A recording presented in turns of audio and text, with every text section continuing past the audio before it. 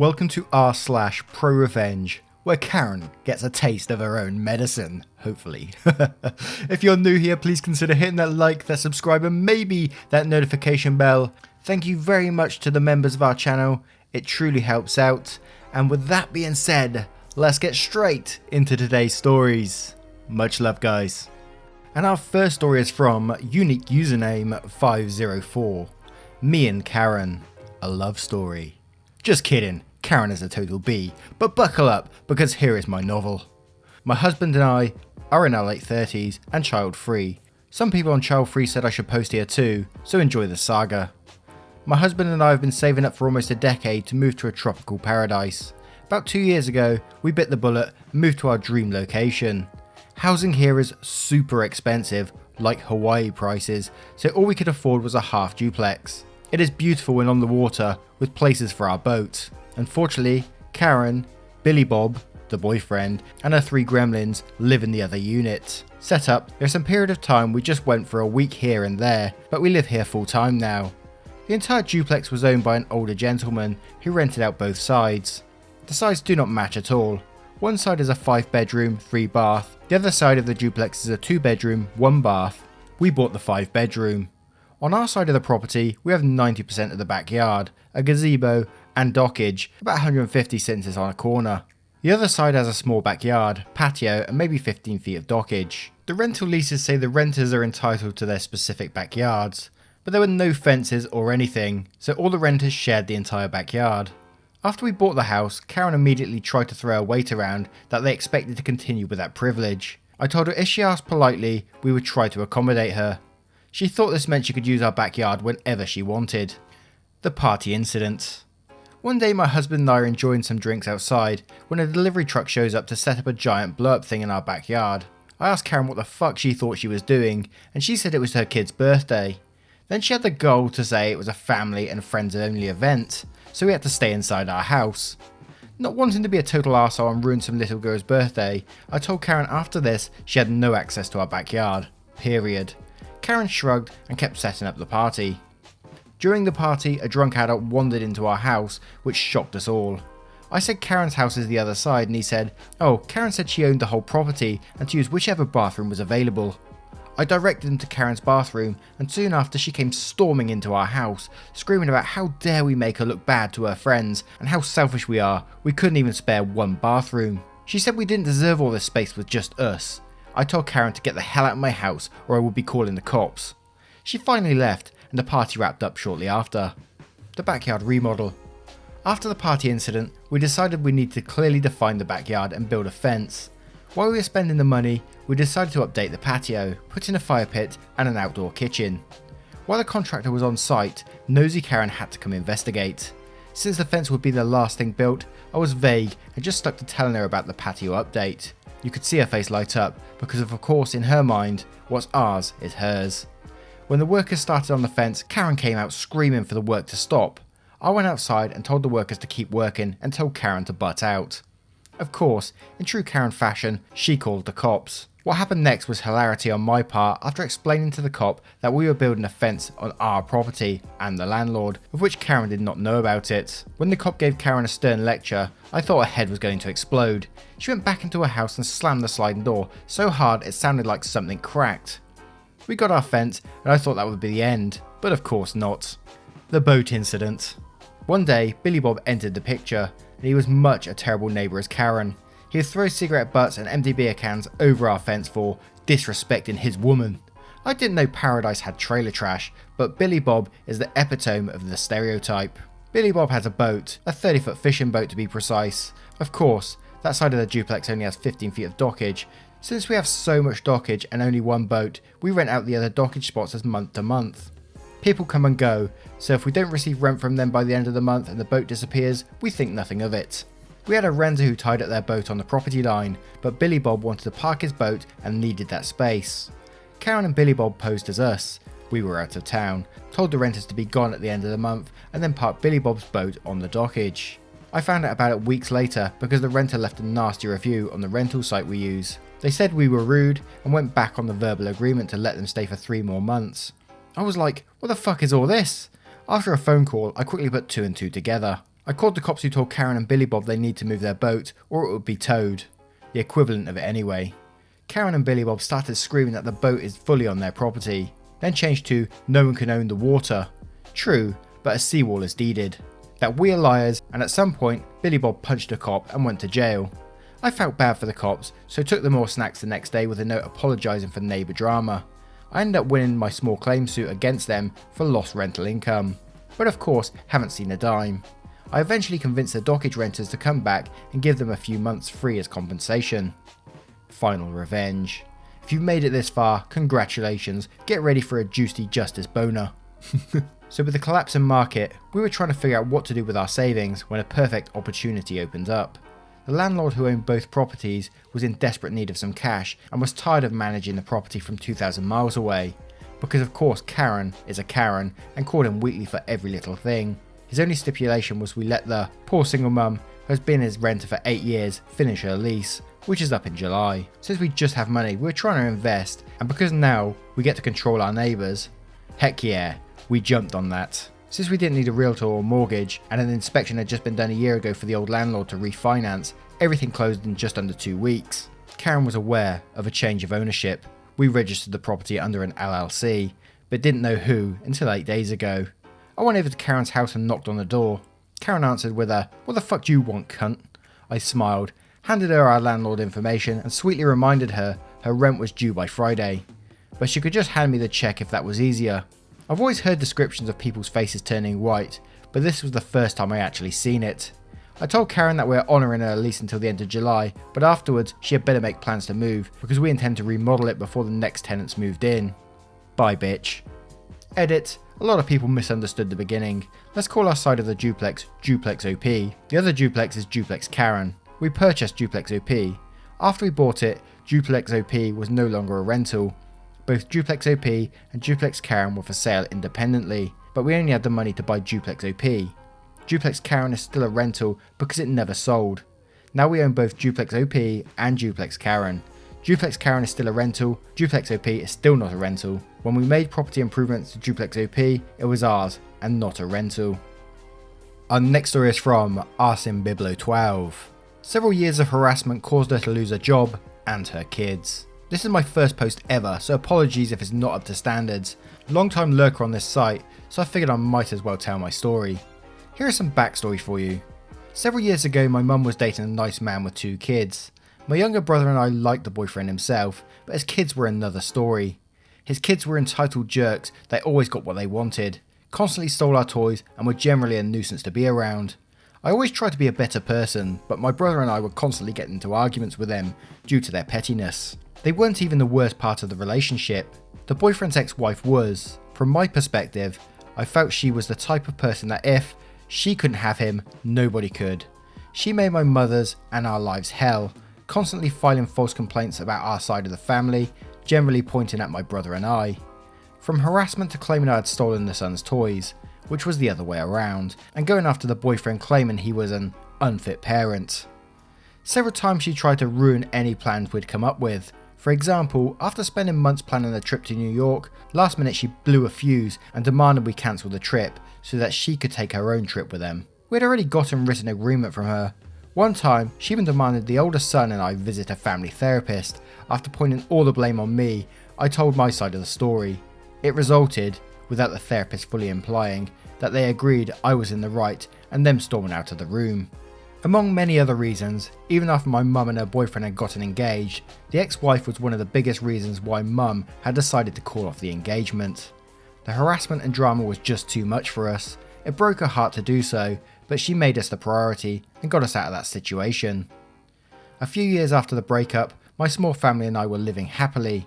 I never saw the kids or the dude again. My mum still kept in touch with a former boyfriend, but after some time, she seen the faults in him too. I was in the 8th grade and living life happily. That was until the ex-wife stepped into gym class one day. Apparently, since the breakup, she had gotten her teaching degree and became a substitute teacher. She was now replacing our normal gym teacher, who was on maternity leave as well as acting as the assistant teacher for our health/sex ed class. Basically, I now had to see her pretty much every other day for the rest of the school year. At first, she didn't recognise me. Puberty had hit me hard. changing my appearance drastically, especially for someone who hadn't seen me in like 5 years. Eventually, she recognised my name, and that's when the harassment began anew. All of it was snide remarks about my appearance, constantly pointing me out as an example as to what puberty can negatively do to you. Pimples, facial hair, voice cracking, that sort of stuff, to the class, as if I was the only one dealing with it. The main health teacher didn't know about it either. Basically everyone in the 8th grade was taking sex ed at the same time. It was technically one extremely large class, built up into male and female groups, and wasn't I lucky that ex-wife got the male half? Mine. I told my mum about it immediately and she was livid. She sent multiple emails to the school requesting they switch teachers, or at least let me take the class online. It all fell on deaf ears until, with the help of the ex-boyfriend, we showed them dozens of emails, phone calls and messages spouting harassment at my family and I. This resulted in her being fired from the school and basically being blacklisted from our school district and the surrounding area. If she wanted another teaching job, she would have to find it elsewhere.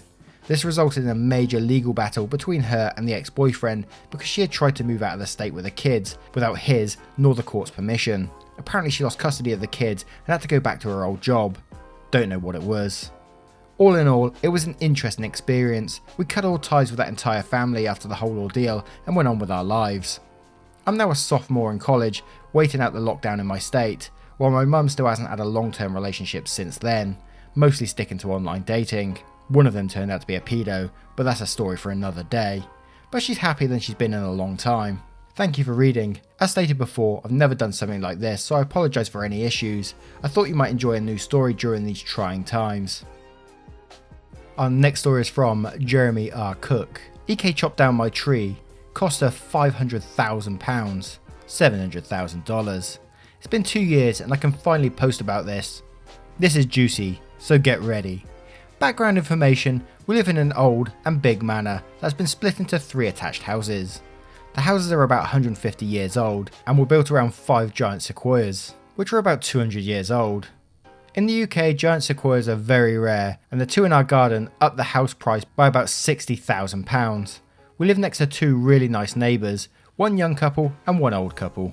The story: unfortunately, our old neighbours passed away, so their child and her family moved in. Let's call her Jo. Jo was instantly a pain in the arse.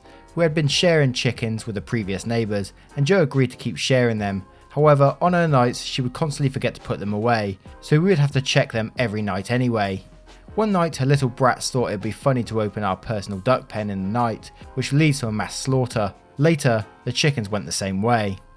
About 2 years ago, there was a storm, and one of the sequoias somehow fell over and died. They were distraught, understandably, but from then on, the jealousy started. She would constantly complain about how lucky we were to have 2 sequoias in our garden, and how our sequoia was making too much shade in their garden.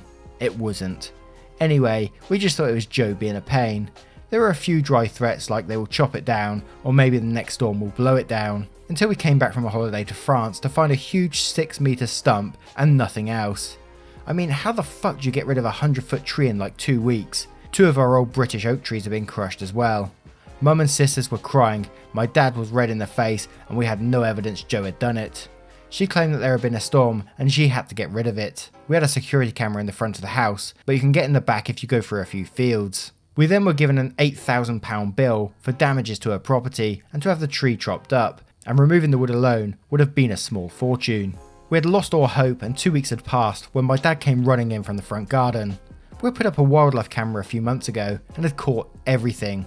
We got a lawyer on the phone and started our revenge. We got a tree surgeon out who said it was an original specimen, brought into the UK in 1860, along with the 2 that were in Elveston Castle Country Park. There are around 218 around the UK, but only 60 now. He also told us to call an engineer out because the roots might have been in the foundation, so when they rot, it could damage the house. Turns out we would need to redo the foundations.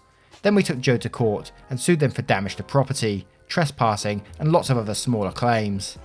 The tree would cost $250k to have another sequoia that was 200 years put in and looked after. It's basically impossible. Plus the damage to the foundation, which was $200k, and the 2 oaks, which were another $25k. So with the smaller claims, it went to about £500,000, $700,000. They had to move out. And we have now paid off the mortgage, done a lovely loft and kitchen conversion, and have basically done up the house and garden, as well as plant a 60-year-old sequoia tree in the back garden.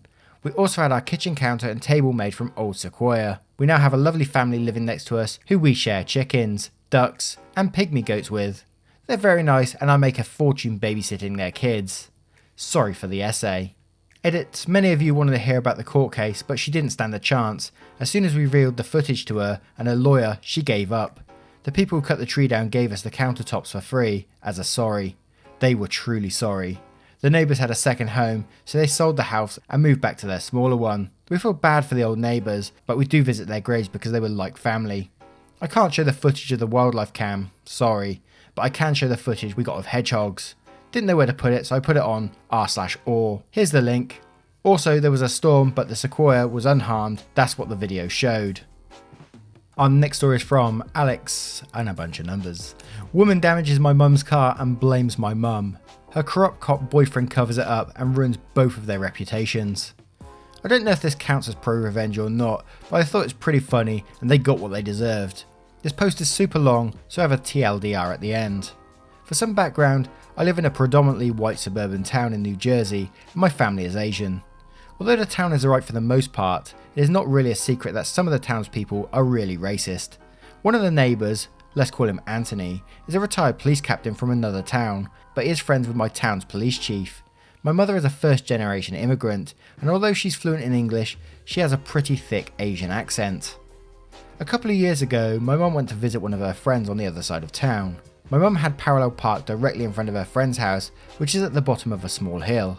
As she was leaving, a woman driving a Jeep Wrangler with her children was driving down the small hill, but she was still a decent distance back. So my mum pulled out of her spot. The road they were on was really wide, with enough space to fit 5 cars next to one another, and about 40 feet ahead was a stop sign. My mum at this point was already in the middle of the road, fully out of the parking spot, and had gotten about 10 feet, when the woman driving the Jeep suddenly came up from behind my mum's car and cut directly in front of her, crossing the double yellow line to do so. Because of the angle she cut off my mum at, the Jeep's rear wheel ended up ripping off my mum's front bumper. My mum naturally immediately stopped, and the woman got out of her car after straightening it out on the road. As soon as she stepped out of her car, the woman, we'll call her Karen, immediately starts cursing my mum out at the top of her lungs. Karen told my mum to call the police, but my mum told her that her phone had died. My mum's friend and her son, as well as the neighbour, came out of the house after hearing the commotion to see what happened. The neighbour, an elderly man, asked what happened and Karen yelled, "Are you fucking blind? A fucking accident happened. Go call the police. I need to call my boyfriend." The son had taken a law class in college, so he offered to take a bunch of pictures of the scene of the accident and send them to my mum later. This becomes super important later. The neighbour calls the police, but Karen's boyfriend arrives at the scene first. When the cop, let's call him Kenny, finally arrives, he asks my mum what had happened. Just as my mum had started saying her side of the story, the cop says, "Wait just a minute," and walks over to the boyfriend.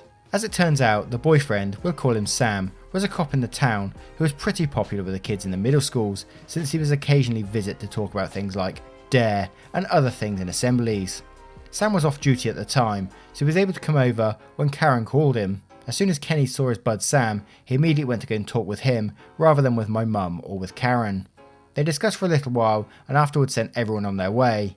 My mum tried to talk to Kenny before he left, but Kenny just brushed it off and said he got the details he needed and that my mum would be able to get the police report in about a week or two. When my mum receives the police report, she saw that it said she pulled out without using her blinkers suddenly and hit Karen's car. On top of that, Karen was expecting for my mum's insurance to pay for the damage done to her rear wheel. My mum went to my neighbour Anthony to ask what she should do about the police report since it was clearly wrong. Anthony was furious and told her that she should go to the police station and ask to see the chief, and if they ask why she needs to see him, she should tell him that it's because she wants to file an internal complaint. That day, my mum takes the photographs sent to her by the son and goes to the police station and asks the person working at the front desk to see the chief. The cop says that she could not just walk in and ask for the chief, so my mum responds, "Okay, where should I go to file an internal complaint?" And the cop immediately straightens up and says, "Right here, come with me." He leads her into the back. The deputy chief steps into the room and started recording the conversation. Since the chief was out, my mum presented all the evidence to him instead. After presenting the evidence to show that it was in fact Karen that hit her instead of the other way round, my mum also says that she would like to file a corruption complaint against both Kenny and Sam. Kenny clearly did not do his job properly, since he did not properly ask the actual people involved in the accident and did not even note the fact that there were 2 passengers in Karen's car in the report. Even Karen later admitted to the investigator that Kenny never once spoke to her.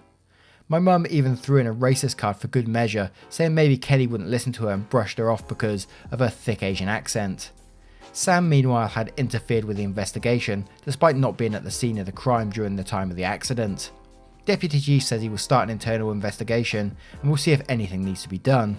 Meanwhile, my mum also filed a claim to insurance and presented the evidence to them too, and her insurance decides since the accident, in their eyes, was clearly not her fault, they weren't going to pay Karen a penny, and that they would contact Karen's insurance to pay my mum instead.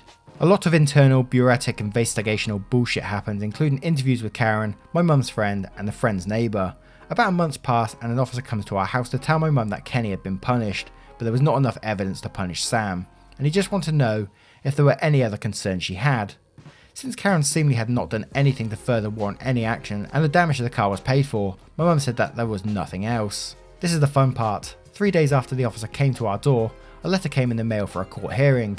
Turns out, Karen decided to file 3 tickets about my mum just 1 day before the statute of limitations. Apparently, in New Jersey, citizens are allowed to file complaints about other citizens breaking the law. A thing that our family had never heard of before until this happened. And because of how late she filed these complaints, by the time we received them in the mail, we could not even counter-complain, and the only options were to pay the fine or go to court. We assumed that Karen learned about being able to file a complaint from Sam, because no shit, and that the only reason she was willing to go this far because she heard my mum had a super thick Asian accent and assumed that my mum wouldn't know what to do about the tickets and would just pay up. What she didn't count on was the fact that my mum is actually really aggressive with an absolute massive network of people that she knows. Within a day, my mum hired a lawyer to fight the case, and they immediately asked to change the court from small court in our town to one of the large courts a couple of towns away. The logic was that if she fought the case in our town, my mum would be at a disadvantage since her case was essentially going against our town's beloved police force, but by putting it in a different town, the playing field would be even. Additionally, while my mum worked from home in her own business, Karen had a full-time job in town, so going to court in a different town would be a huge pain in the ass for her. The lawyer had prepared a huge amount of evidence against Karen, so there was no way she was actually going to win a case no matter what. Come the court date, Karen never showed up, so the case was thrown out. That was a pretty nice win, but what came after was even better.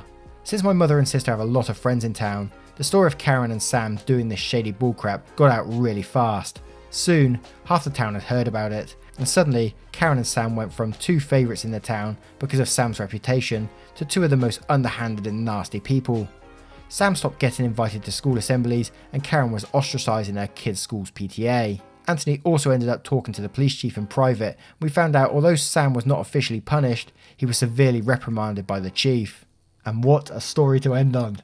Absolutely crazy revenge stories. I miss doing some pro-revenge. I do love a bit of pro-revenge stories because getting back at those Karens is just so satisfying. If you enjoy the pro-revenge subreddit, please show me by liking this video down below and throwing a comment telling me why you like this subreddit as well, as it really helps me choose which subreddits we should be going for and that kind of stuff. If you're new to the channel, please consider subscribing and I will see you in the next one. Much love, guys.